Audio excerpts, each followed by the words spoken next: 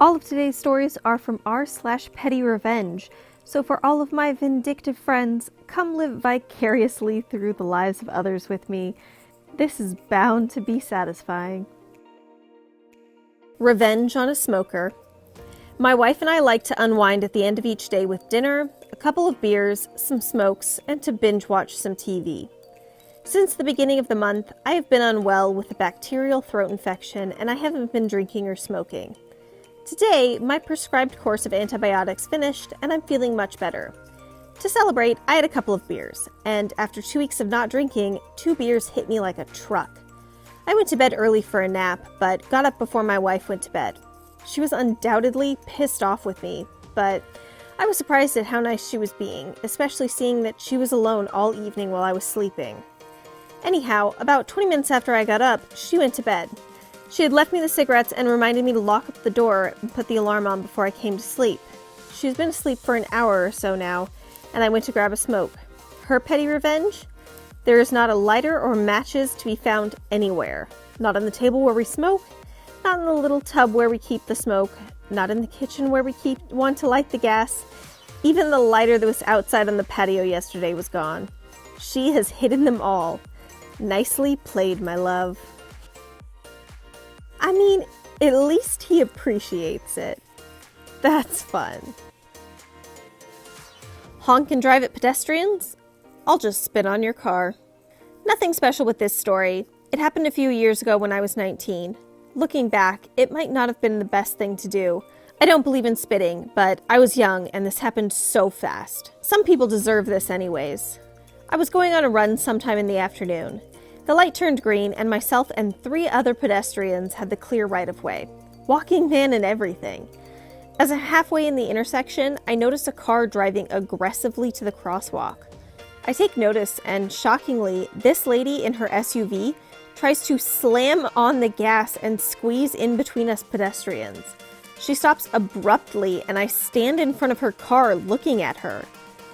Looking back, this was kind of dumb, but I thought nothing of it back then. She rolls down her window and screams at us to effing hurry up repeatedly.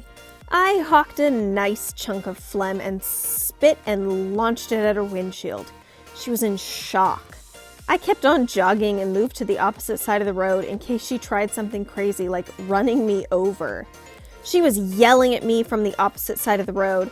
I put my headphones back in and just looked at her, smiling and waved, and then continued jogging. Also, there was an actual police station literally right there. She pulled in and continued to rage. I assume she told the police. I didn't care though. There was a path into the neighborhood park and ravine. Nobody was going to chase me, LOL. F impatient and selfish drivers. Honestly, people that drive at you while you're trying to walk across a street drive me insane. I can't imagine the audacity of screaming out your window at pedestrians that have the right of way. Can't take 15 seconds to move your car? Alrighty. So, years ago, I delivered jugs of water to homes and offices. My work truck was fairly big, probably about 35-ish feet long. I had a building I delivered to that had 8 to 10 stops in it and was one of the few places that had a loading bay for delivery vehicles.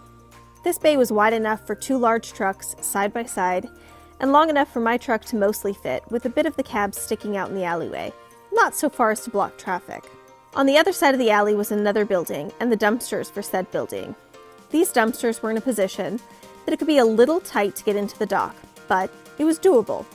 This day, I pull up and see a small courier car, size of a Honda Civic, pull into the bay and stop right at the entrance.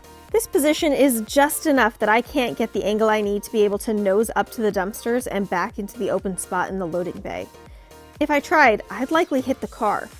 Luckily for me, the driver was just getting out of the car, so I politely asked if she could back up a couple feet so I could get into the dock. Her. I'm only going to be gone a few minutes. Me. Yes, but if you take 5 seconds, we can both do what we need to do. Her. I'll just be a few minutes. Walks into the building. So, I'm kind of stunned at this point. I've been in the delivery industry for almost a decade, Most other drivers get that it's a tough job and we can all do what we need to do, and there's kind of an unwritten code even amongst competitors.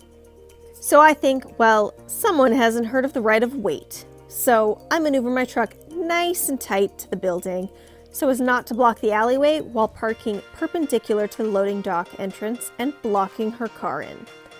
I start loading the first 2 or 3 cartloads into the building. She comes out and sees my truck.